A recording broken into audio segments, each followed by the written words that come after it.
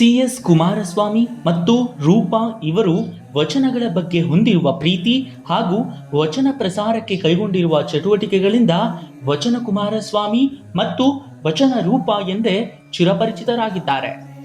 2016ರಲ್ಲಿ ವಚನ ಪ್ರಸಾರಕ್ಕೆ ಶರಣು ವಿಶ್ವ ವಚನ ಫೌಂಡೇಶನ್ ಎಂಬ ಅಂತಾರಾಷ್ಟ್ರೀಯ ಸಂಸ್ಥೆ ಸ್ಥಾಪಿಸಿ ಅದರ ಮುಖಾಂತರ 15 ದೇಶ ಮತ್ತು 10 ರಾಜ್ಯಗಳಿಗೆ ಅಂತರ್ಜಾಲದ ಮುಖಾಂತರ 1 ಲಕ್ಷಕ್ಕೂ ಹೆಚ್ಚು ಜನರಿಗೆ ವಚನ ಪ್ರಸಾರ ಮಾಡುತ್ತಿದ್ದಾರೆ.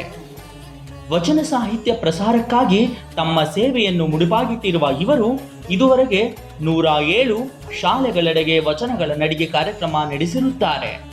ಈ ಕಾರ್ಯಕ್ರಮದಲ್ಲಿ ಶಾಲೆಗಳಿಗೆ ಹೋಗಿ ವಿದ್ಯಾರ್ಥಿಗಳಿಗೆ ವಚನ ಸಾಹಿತ್ಯದ ಬಗ್ಗೆ ಜಾಗೃತಿ ಉಂಟು ಮಾಡಿ ವಚನ ಹೇಳುವ ಎಲ್ಲಾ ವಿದ್ಯಾರ್ಥಿಗಳಿಗೆ ವಚನ ದೀವಿಗೆ ಪ್ರಮಾಣ ಪತ್ರ ಮತ್ತು ವಚನ ಪುಸ್ತಕ ಕೊಟ್ಟು ವಿದ್ಯಾರ್ಥಿಗಳಿಗೆ ಬಾಲ್ಯದಲ್ಲಿಯೇ ವಚನ ಸಾಹಿತ್ಯದ ಬಗ್ಗೆ ಅಭಿರುಚಿ ಮೂಡಿಸಲಾಗುತ್ತಿದೆ. ಪ್ರತಿಯೊಂದು ಮನೆಯಲ್ಲೂ ವಚನ ಸಾಹಿತ್ಯ ಪುಸ್ತಕ ಇರಬೇಕೆಂಬುದು ಶರಣು ವಿಶ್ವ ವಚನ ಫೌಂಡೇಶನ್ ಸಂಸ್ಥೆಯ ಆಶಯವಾಗಿದ್ದು, ಒಂದು ಗ್ರಾಮವನ್ನು ಆಯ್ಕೆ ಮಾಡಿ ಅಲ್ಲಿರುವ ಎಲ್ಲಾ ಮನೆಗಳಿಗೆ ಉಚಿತವಾಗಿ ವಚನ ಪುಸ್ತಕ ನೀಡಿ ವಚನ ಸಾಹಿತ್ಯದ ಬಗ್ಗೆ ಜಾಗೃತಿ ಉಂಟು ಮಾಡಿ ಆ ಗ್ರಾಮವನ್ನು ವಚನ ಗ್ರಾಮ ಎಂದು ಘೋಷಣೆ ಮಾಡಲಾಗುತ್ತಿದೆ. ಇದುವರೆಗೆ 21 ವಚನ ಗ್ರಾಮ ಕಾರ್ಯಕ್ರಮ ನಡೆಸಲಾಗಿದೆ. ವಚನ ಸಾಹಿತ್ಯದ ಬಗ್ಗೆ ಪ್ರತಿ ವಾರ ಪ್ರಶ್ನೆಯನ್ನು ಕೇಳುವ ಥಟ್ ಅಂತ ಉತ್ತರಿಸಿ ಎಂಬ ವಚನ ಸಾಹಿತ್ಯ ರಸಪ್ರಶ್ನೆ ಕಾರ್ಯಕ್ರಮವನ್ನು ನಡೆಸಲಾಗುತ್ತಿದ್ದು, ವಿಜೇತರಾದವರಿಗೆ ವಚನ ಪುಸ್ತಕ ಮತ್ತು ಪ್ರಮಾಣ ಪತ್ರ ನೀಡಲಾಗುತ್ತದೆ. ಇದುವರೆಗೆ 108 ಥಟ್ ಅಂತ ಉತ್ತರಿಸಿ ಕಾರ್ಯಕ್ರಮವನ್ನು ನಡೆಸಲಾಗಿದೆ.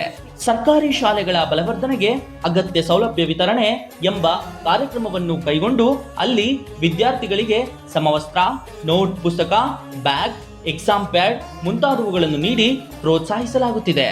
ಇದುವರೆಗೆ 27 ಕಾರ್ಯಕ್ರಮವನ್ನು ನಡೆಸಲಾಗಿದೆ. ಕೋವಿಡ್ ಸಂದಿಗ್ಧ ಪರಿಸ್ಥಿತಿಯಲ್ಲೂ ಅಂತರ್ಜಾಲದ ಮೂಲಕ 49 ಅಂತಾರಾಷ್ಟ್ರೀಯ ಅಂತರ್ಜಾಲ ಪ್ರವಚನ, 45 ಅಂತರ್ಜಾಲ ವಚನ ಮಾಧುರ್ಯ, 4 ವಿಶೇಷ ಕಾರ್ಯಕ್ರಮಗಳನ್ನು ನಡೆಸಿ ಜನಮಾನಸಕ್ಕೆ ಪ್ರವಚನದ ಸವಿಯನ್ನು ಉಣಬಡಿಸಲಾಗಿದೆ. ಇದಲ್ಲದೆ ವಿದ್ಯಾರ್ಥಿ ನಿಲಯಗಳೆಡೆಗೆ ವಚನಗಳ ನಡಿಗೆ, ಕಾಲೇಜಿನೆಡೆಗೆ ವಚನಗಳ ನಡಿಗೆ, ವಿಶ್ವವಿದ್ಯಾನಿಲಯಗಳೆಡೆಗೆ ವಚನಗಳ ನಡಿಗೆ, ಅನಾಥಾಶ್ರಮಗಳೆಡೆಗೆ ವಚನಗಳ ನಡಿಗೆ, ವೃದ್ಧಾಶ್ರಮಗಳೆಡೆಗೆ ವಚನಗಳ ನಡಿಗೆ, ಹಸಿವು ಮುಕ್ತ ಸಮಾಜಕ್ಕಾಗಿ ನಮ್ಮ ಚಿತ್ತ, ಸಸ್ಯೋತ್ಸವ, ವಿದೇಶಗಳಲ್ಲಿ ವಚನ ಮಾಧುರ್ಯ ಕಾರ್ಯಕ್ರಮಗಳನ್ನು ಹಮ್ಮಿಕೊಂಡಿರುವುದರ ಜೊತೆಗೆ ಸಿದ್ಧಗಂಗಾ ದಿವ್ಯ ತಪೋನಿಧಿ ವಿಶ್ವ ವಚನ ಎಂಬ ಆಂಡ್ರಾಯ್ಡ್ ಅಪ್ಲಿಕೇಶನ್ ಅನ್ನು ಸಹಿತವಾಗಿ ಹೊರತರಲಾಗಿದೆ. ಶ್ರೀ ಗುರುಮಲ್ಲೇಶ್ವರರ ಜೀವನ ದರ್ಶನ, ಗದ್ದುಗೆ ಸದ್ಗುರು ಶ್ರೀ ಕೆಂಡಗಣ್ಣ ಸ್ವಾಮಿ, ಆಂಗ್ಲ ಭಾಷೆಯಲ್ಲಿ ಯುಗ ಪ್ರವರ್ತಕ ಬಸವಣ್ಣ ಹಾಗೂ ಶ್ರೀ ಮಲೆ ಮಹದೇಶ್ವರ ಸಾಕ್ಷ್ಯ ಚಿತ್ರ ನಿರ್ಮಾಣ ಮಾಡಿ ವಚನ ಪ್ರಸಾರ ಮಾಡಲಾಗುತ್ತಿದೆ. ವಚನಗಳ ಆಧಾರದ ಮೇಲೆ ವಚನ ಕಲ್ಯಾಣ ಮಹೋತ್ಸವ, ಗೃಹ ಪ್ರವೇಶ, ನಾಮಕರಣ ಕಾರ್ಯಕ್ರಮಗಳನ್ನು ನಡೆಸಿಕೊಡುತ್ತಿರುವ ಜೊತೆಗೆ ಇದುವರೆಗೆ 50ಕ್ಕೂ ಹೆಚ್ಚು ಕಾರ್ಯಕ್ರಮಗಳನ್ನು ನಡೆಸಿಕೊಟ್ಟಿರುತ್ತಾರೆ. ಸಂಸ್ಥೆಯ ವತಿಯಿಂದ ಶರಣು ದಿನಚರಿ, ಬಸವ ಬಾನು ಸಂಚಿಕೆ, ಶರಣರ ಜೀವನ ಚರಿತ್ರೆ ಮತ್ತು ವಚನಗಳನ್ನು ಒಳಗೊಂಡ 44 ಕೃತಿಗಳನ್ನು ಶರಣ ಸಾಹಿತ್ಯಕ್ಕೆ ಸಂಬಂಧಿಸಿದಂತೆ ಹೊರತರಲಾಗಿದೆ. ಶರಣು ವಿಶ್ವ ವಚನ ಫೌಂಡೇಶನ್ ವಾರ್ಷಿಕ ಕಾರ್ಯಕ್ರಮವನ್ನು ಡಿಸೆಂಬರ್ ತಿಂಗಳಲ್ಲಿ ಕೈಗೊಂಡು ಆ ಕಾರ್ಯಕ್ರಮದಲ್ಲಿ ಶಿಕ್ಷಕರಿಗೆ ರಾಜ್ಯ ಮಟ್ಟದ ಚಿನ್ಮಯ ಜ್ಞಾನಿ ಶಿಕ್ಷಕ ಪ್ರಶಸ್ತಿ, ಆದರ್ಶ ಶರಣ ದಂಪತಿ ಪ್ರಶಸ್ತಿ, ವಚನ ಕೋಗಿಲೆ ಪ್ರಶಸ್ತಿ, ಕಾಯಕ ಯೋಗಿ ಪ್ರಶಸ್ತಿ, ವಚನ ಸೇವಾ ರತ್ನ ಪ್ರಶಸ್ತಿ, ಕಾಯಕ ರತ್ನ ಪ್ರಶಸ್ತಿ, ಶಿಕ್ಷಕರ ಕಣ್ಮನಿ ಮುಂತಾದ ಪ್ರಶಸ್ತಿಗಳನ್ನು ಕೊಡುವುದರ ಜೊತೆಗೆ ಸಂಸ್ಥೆಯ ಆಜೀವ ಸದಸ್ಯರು ಮತ್ತು ದತ್ತಿ ದಾಸೋಹಿಗಳನ್ನು ಕುಟುಂಬ ಸಹಿತವಾಗಿ ಗೌರವಿಸಿಕೊಂಡು ಬರಲಾಗುತ್ತಿದೆ.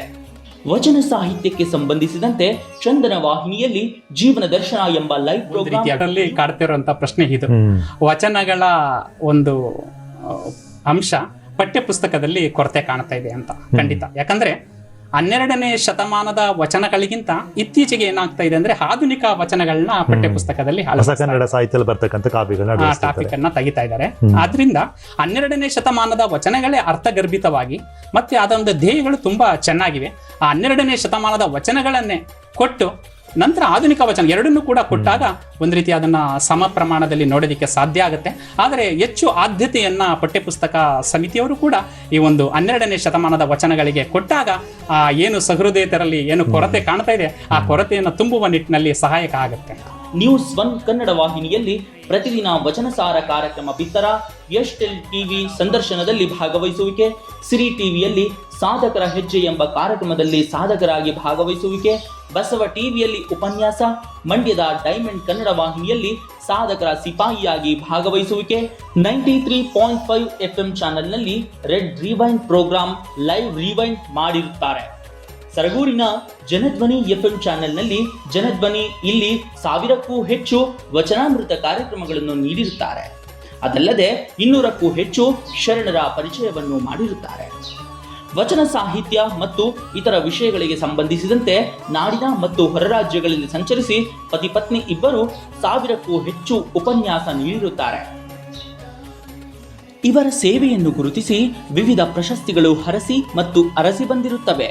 ಅವುಗಳೆಂದರೆ ಶ್ರೀ ಸಿದ್ಧಗಂಗಾ ಮಠ ತುಮಕೂರು ವತಿಯಿಂದ ಸಂಘಸಿರಿ ಪ್ರಶಸ್ತಿ, ಚುಟುಕು ಸಾಹಿತ್ಯ ಪರಿಷತ್ತು ವತಿಯಿಂದ ವಚನ ಸಿರಿ ಮುಕುಟ, ಪಿರಿಯಾಪಟ್ಟಣದ ದಾರಿದೀಪ ಪತ್ರಿಕೆಯಿಂದ ಕಾಯಕರತ್ನ, ರಾಷ್ಟ್ರೀಯ ಬಸವದಳ ಬೆಂಗಳೂರು ವತಿಯಿಂದ ಶರಣ ಜ್ಞಾನರತ್ನ ಮತ್ತು ಶರಣ ಸೇವಾರತ್ನ, ಚಾಮರಾಜನಗರ ಜಿಲ್ಲೆ ಶ್ರೀ ಮುರುಘರಾಜೇಂದ್ರ ಮಹಾಸಂಸ್ಥಾನ ಶ್ರೀಮಠ ಮರಿಯಾಲ ವತಿಯಿಂದ ಮುರುಘಾಚೇತನ, ಮೈಸೂರು ಬಸವ ಸಮಿತಿ ವತಿಯಿಂದ ಬಸವಶ್ರೀ ಪ್ರಶಸ್ತಿ, ಮಂಡ್ಯದ ಹಲ್ಲೇಗೆರೆ ಅಮ್ಮಯ್ಯಮ್ಮ ದುರ್ಗೇಗೌಡ ಪ್ರತಿಷ್ಠಾನ ವತಿಯಿಂದ 10,000 ನಗದು ಬಹುಮಾನ ಒಳಗೊಂಡ ವಚನ ರತ್ನ ಪ್ರಶಸ್ತಿ, ಮಂಡ್ಯ ಜಿಲ್ಲೆಯ ಶ್ರೀ ಹೊಸಮಠ ಸರಗೂರು ವತಿಯಿಂದ ಕಾಯಕಯೋಗಿ ಪ್ರಶಸ್ತಿ, ಶಿವಮೊಗ್ಗ ಜಿಲ್ಲೆ ಹರಮಘಟ್ಟ ಶ್ರೀ ಬಸವೇಶ್ವರ ಬಳಗದಿಂದ ಅಲ್ಲಮಶ್ರೀ ಪ್ರಶಸ್ತಿ, ಮಂಡ್ಯದ ಕಸ್ತೂರಿ ಸಿರಿಗನ್ನಡ ವೇದಿಕೆ ವತಿಯಿಂದ ವಿವೇಕಶ್ರೀ ಪ್ರಶಸ್ತಿ, ಜಮಖಂಡಿಯ ಬಸವಜ್ಞಾನ ಗುರುಕುಲದ ವತಿಯಿಂದ ಬಸವಚೇತನ ಪ್ರಶಸ್ತಿ, ಚಿಕ್ಕಮಗಳೂರಿನ ಶ್ರೀ ಜಯಬಸವ ತಪೋವನ ವತಿಯಿಂದ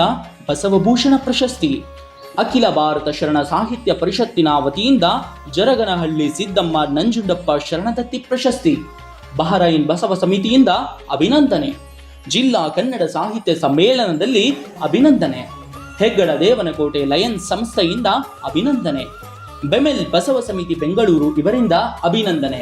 ಹೀಗೆ 500ಕ್ಕೂ ಹೆಚ್ಚು ಸಂಘ ಸಂಸ್ಥೆಗಳಿಂದ ಗೌರವ ಸನ್ಮಾನ ಸ್ವೀಕರಿಸಲಾಗಿದೆ.